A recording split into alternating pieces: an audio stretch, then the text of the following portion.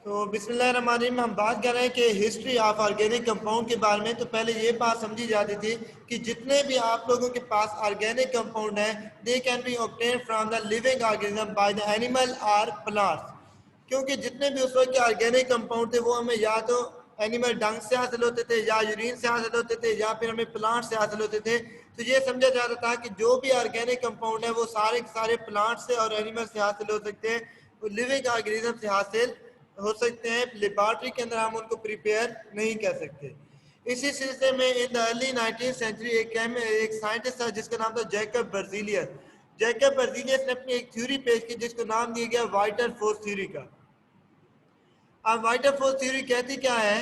According to the theory, organic compound could not be prepared in the laboratory because they were supposed to be synthesized under the influence of mysterious force called vital force.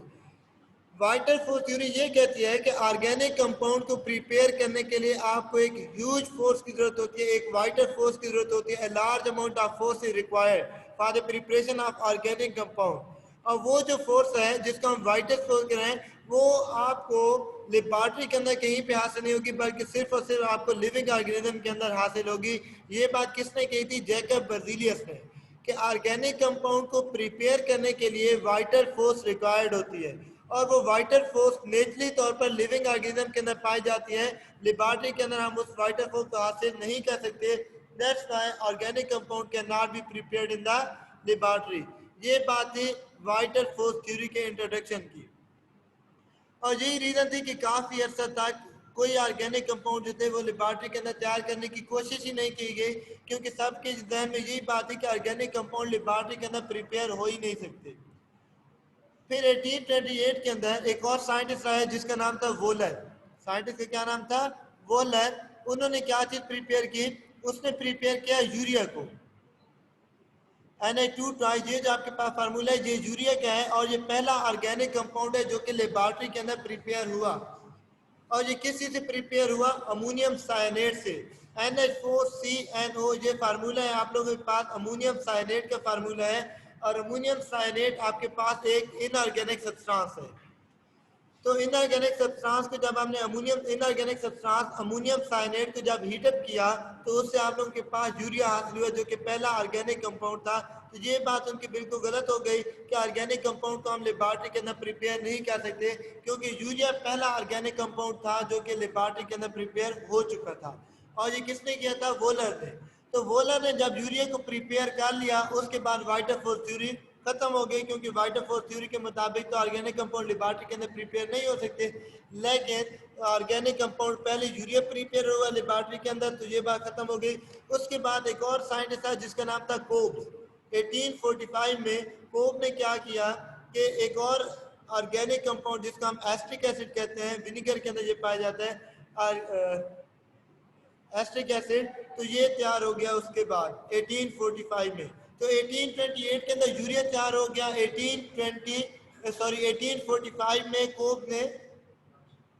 कोब ने organic compound acetic acid prepare कर लिया। तो ये theory जो थी ये खत्म हो गई। तो यहाँ पे क्वेश्चन आ सकता है कि स्टेट वाइटर फोर्स थ्योरी या write the statement of vital force theory. और इसके बाद ये भी हो सकता है कि वाइटर फोर्स थ्योरी किस तरह रिजेक्ट हुई, किसने रिजेक्ट की, पहला ऑर्गेनिक कंपाउंड कौन सा प्रिपेयर हुआ और किस तरह प्रिपेयर हुआ और लेबॉर्ट्री के अंदर। तो ये इससे रिलेटेड क्वेश्चन आ सकते हैं। उसके बाद अगर हम आगे मूव करते हैं थोड़ा सा,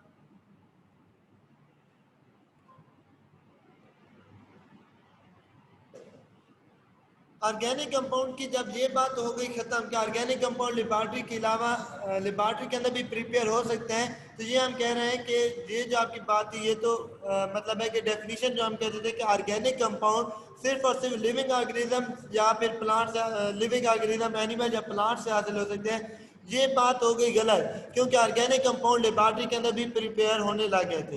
तो फिर एक और जिसे हम मॉडर्न डेफिनेशन कहते हैं ऑर्गेनिक केमिस्ट्री की, वो उसके बाद हमने डिराइव की उस डेफिनेशन को। वो क्या कहती है कि organic compound are hydrocarbon, organic compound are hydrocarbon and their derivative. क्या ऑर्गेनिक कंपाउंड के अंदर दो चीजें होती हैं, नंबर वन या तो हाइड्रोकार्बन होंगे, नंबर टू या फिर उनके डेरिवेटिव होंगे। अब हाइड्रोकार्बन कौन से कंपाउंड होते हैं? the compound which consist of carbon and hydrogen only are called hydrocarbon. वो कंपाउंड जो सिर्फ और सिर्फ कार्बन और हाइड्रोजन पर मुश्तमिल होते हैं उनको हम कहते हैं हाइड्रोकार्बन. डेरिवेटिव ऑफ हाइड्रोकार्बन से मुराद ये है कि हाइड्रोकार्बन में से हाइड्रोजन को रिप्लेस करके कोई और एलिमेंट लगा दे तो वो डेरिवेटिव बन जाएगा. जैसे CH4 जो है, CH4 आपके पास है हाइड्रोकार्बन मीथेन, उसमें से एक हाइड्रोजन को हटाकर उसकी जगह हम क्लोरीन लगा देते हैं तो वो बन जाता है CH3Cl. अब ये हाइड्रोकार्बन नहीं है क्योंकि इसके अंदर क्लोरीन आ गया है, ये डेरिवेटिव ऑफ हाइड्रोकार्बन है. तो या तो हाइड्रोकार्बन और उनके डेरिवेटिव, जब इनको कंबाइनली हम बात करते हैं, जब हम इनको एक साथ हम नाम देते हैं तो उसका हम कहते हैं ऑर्गेनिक कंपाउंड. ऑर्गेनिक कंपाउंड को हम डिफाइन करते हैं the compound which consist of either hydrocarbon और देयर डेरिवेटिव. वो कंपाउंड जो या तो हाइड्रोकार्बन पर मुश्तमिल होते हैं या उनके डेरिवेटिव पर मुश्तमिल होते हैं उनको हम क्या कहते हैं ऑर्गेनिक कंपाउंड कहते हैं. And the study of organic compound is called organic chemistry. जब हम ऑर्गेनिक कंपाउंड को स्टडी करते हैं तो वो क्या कहलाता है, वो कहलाता है ऑर्गेनिक केमिस्ट्री कहलाता है. ठीक है जी, ये बात ही किसकी, ऑर्गेनिक कंपाउंड की जो मॉडर्न डेफिनेशन है.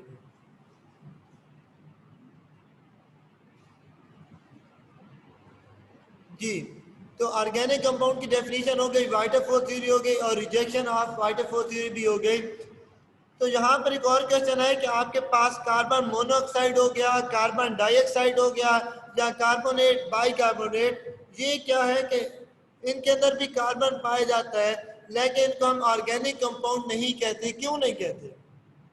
इसकी रीजन ये है कि ऑर्गेनिक कंपाउंड को हमने डिफाइन किया कि organic compound are either hydrocarbon और their derivative.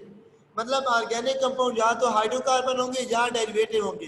Carbon monoxide, carbon dioxide या कार्बोनेट बाइकार्बोनेट, ये तो ना इटसेल्फ हाइड्रोकार्बन है और ना ये हाइड्रोकार्बन के डेरिवेटिव है. So that's why these are not considered as the organic compound. इनको हम इनऑर्गेनिक के अंदर स्टडी करते हैं. और दूसरी रीजन क्या है कि इनकी जो प्रॉपर्टीज है वो टोटली ऑर्गेनिक कंपाउंड से डिफरेंट है. तो इस वजह से भी हम इनको ऑर्गेनिक केमिस्ट्री के अंदर डिस्कस नहीं करते.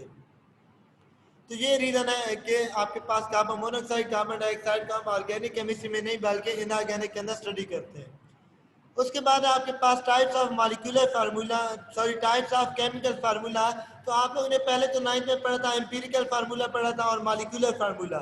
अब हम इनके मजीद चार किस्म के फार्मूलाज के बारे में पढ़ेंगे जो कि है molecular formula, structural formula, condense formula, dot and cross formula. ये आपके पास चार किस्म के फार्मूलाज हैं जिनकी हेल्प से हम क्या कर सकते हैं, ऑर्गेनिक कंपाउंड को एक्सप्लेन कर सकते हैं. सबसे पहले हम बात करते हैं कि मॉलिक्यूलर फार्मूला क्या है. तो मॉलिक्यूलर फार्मूला को हम डिफाइन करते हैं कि molecular formula is a formula which represent the actual number of atom in a molecule. कोई भी ऑर्गेनिक कंपाउंड है या इनऑर्गेनिक कंपाउंड है, उनको जब हम मॉलिक्यूलर फार्मूला की बात करते हैं तो मॉलिक्यूलर फार्मूला क्या बताता है, वो ये बताता है कि इसके अंदर कौन कौन से एलिमेंट मौजूद है और दूसरी ये चीज़ बताता है कि कौन सा एलिमेंट कितनी अमाउंट में मौजूद है. इसके अलावा ये कोई स्ट्रक्चर के बारे में वजाहत नहीं करता कि ये सिंगल बॉन्ड बना रहा है, डबल बॉन्ड बना रहा है, ये कौन सा बॉन्ड बना रहा है. ये जस्ट आपको दो चीज़ें बताता है. एक तो आपको कंपाउंड एलिमेंट के बारे में बताता है कि एलिमेंट हैं कौन कौन से, और दूसरा आपको ये बताता है कि कौन सा एलिमेंट कितनी अमाउंट में पाए जाते हैं. फॉर एग्जाम्पल अगर मैं बात करता हूँ C4H10 की बात करता हूँ, ये है C4H10 ब्यूटेन. अब इसका मॉलिक्यूलर फार्मूला है C4H10. इससे हमें दो चीजें पता चल रही हैं कि इसके अंदर कार्बन और हाइड्रोजन मुश्तमिल है. C4H10 इसके अंदर कार्बन और हाइड्रोजन मौजूद है. दूसरा हमें ये पता चल रहा है कि इसके अंदर चार एटम कार्बन के हैं और 10 एटम इसके अंदर हाइड्रोजन के हैं. तो हमें इस फार्मूला से सिर्फ इन दो चीज़ों का पता चल रहा है. इसको हम कहते हैं मॉलिक्यूलर फार्मूला. बेंजीन का मॉलिक्यूलर फार्मूला है C6H6. इससे ये मुराद है कि इसके अंदर 6 कार्बन है, 6 हाइड्रोजन है. ग्लूकोज के फार्मूला की बात करें C6H12O6, 6 कार्बन, 12 हाइड्रोजन और 6 ऑक्सीजन है. तो ये इसका क्या बताता है, जस्ट एटम की तादाद बताता है और ये बताता है कि कौन सा एटम इसके अंदर पाया जाता है.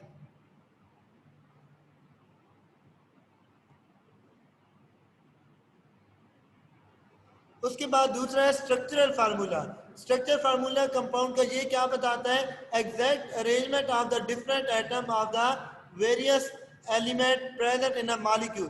क्या चीज बताता है आप लोगों को कि कौन सा एलिमेंट मौजूद है और उसका स्ट्रक्चर किस तरह है, यानी कि एटम आपस में किस तरह जुड़े हुए हैं, उन्होंने आपस में सिंगल बॉन्ड बनाया हुआ है, उन्होंने आपस में डबल बॉन्ड बनाया हुआ है या ट्रिपल बॉन्ड बनाया हुआ है। इससे हमें दो तीन चीज़ों का पता चलता है कि कौन कौन से ऑर्गेनिक कंपाउंड मौजूद है और कौन कौन से ऑर्गेनिक कंपाउंड यहाँ पर कौन कौन से एलिमेंट मौजूद है और उन एलिमेंट की तादाद कितनी है और उनको हम किस तरह अरेंज कर सकते हैं, उनके अंदर कौन कौन सा बॉन्ड पाया जाता है, इसके बारे में ये सारा हमें बताता है। जैसे कि हम यहाँ पर बात कर रहे हैं, आपके पास है ये कार्बन एटम है, ठीक है जी। इस कार्बन एटम के साथ इस हाइड्रोजन ने क्या बनाया हुआ है, सिंगल बॉन्ड बनाया हुआ है। इसी कार्बन ने इस कार्बन के साथ भी क्या बनाया हुआ है, सिंगल बॉन्ड बनाया हुआ है। इस तरह इस कार्बन ने भी इस कार्बन के साथ क्या बनाए हुए हैं, सिंगल बॉन्ड बनाए हुए हैं। तो हमें ये पता चलता है कि सारे कार्बन के एटम है ये आपस में सिंगल बॉन्ड से जुड़े हुए, ठीक है। इसी तरह चार कार्बन एटम है और इसके अंदर कितने, 3 2 5 2 7 और 3 10 हाइड्रोजन एटम है और ये भी है ब्यूटेन, ये भी स्ट्रक्चर है ब्यूटेन का। अब देखिए केमिकल फार्मूला से हमें ये तो नहीं पता चल रहा कि ये वाला स्ट्रक्चर है या फिर ये वाला स्ट्रक्चर है। तो स्ट्रक्चरल फार्मूला से हमें बाकायदा पता चलता है कि उसका स्ट्रक्चर फार्मूला क्या है। अब इस कंपाउंड की प्रॉपर्टी थोड़ी डिफरेंट है और इस कंपाउंड की प्रॉपर्टी थोड़ी डिफरेंट है। तो ये एक मॉलिक्यूलर फार्मूला इनका सेम है लेकिन स्ट्रक्चरल फार्मूला इनका क्या है, डिफरेंट है। तो ये है आपके पास स्ट्रक्चरल फार्मूला। आज जो हमारा टॉपिक था वो यहीं तक था। कल हम बाकी दो की भी बात करेंगे कि बाकी दो कौन कौन से हैं जिसके अंदर कंडेंस फार्मूला आ जाता है, क्रॉस और डॉट फार्मूला आ जाता है।